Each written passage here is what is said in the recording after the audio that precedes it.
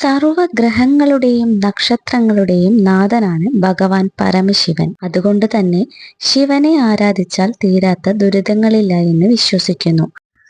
എങ്കിലും സവിശേഷമായി ശനി, സൂര്യൻ, രാഹു, പക്ഷബലമില്ലാത്ത ചന്ദ്രൻ എന്നിവയുടെ ദശാപഹാര കാലങ്ങളിൽ പതിവായി ശിവനെ ഭജിക്കുകയാണെങ്കിൽ എത്ര കടുത്ത ദോഷങ്ങളും അകന്നുപോകും.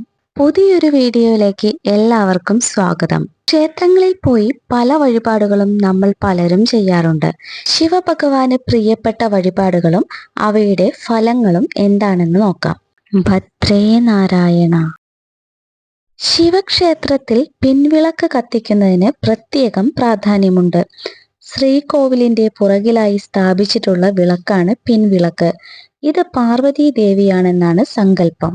പിൻവിളക്ക് കത്തിച്ചാൽ ദാമ്പത്യ സൗഖ്യം, പ്രണയ സാഫല്യം എന്നിവ ഫലമായി ലഭിക്കും.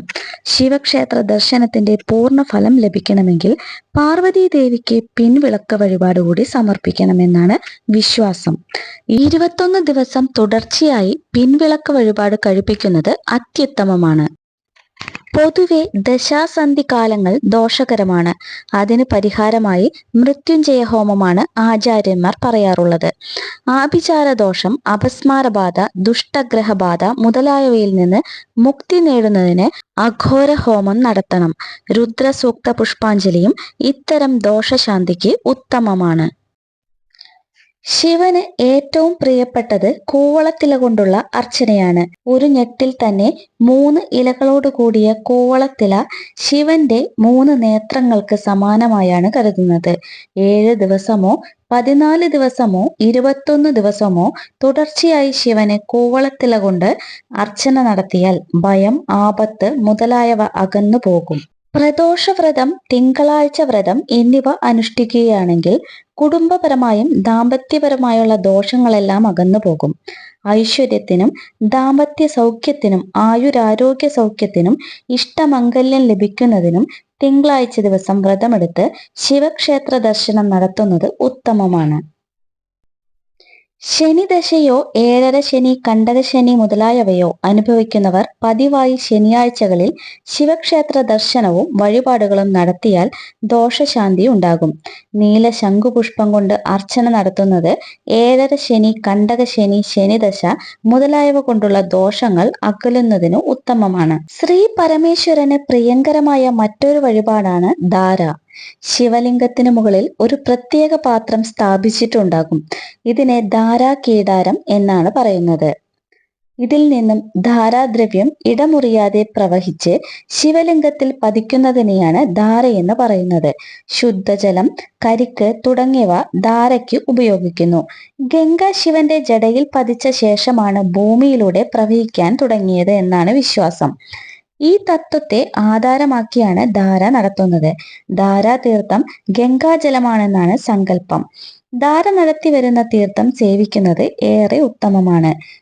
ശിവന്റെ ശിരസ് എപ്പോഴും അഗ്നി കൊണ്ട് ജ്വലിക്കുന്നതിനാൽ അത് ശീതീകരിക്കുന്നതിനാണ് ധാര ചെയ്യുന്നത് എന്ന് മറ്റൊരു വിശ്വാസമുണ്ട്.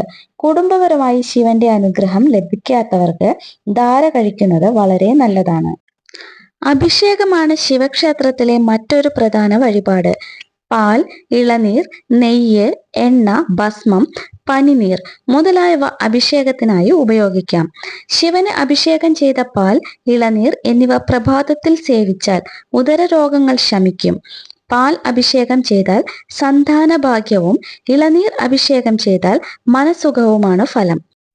അഭിഷേകം ചെയ്ത നെയ്യ് സേവിച്ചാൽ ബുദ്ധിശക്തി വർദ്ധിക്കുകയും ബുദ്ധിഭ്രമം അകലുകയും ചെയ്യും.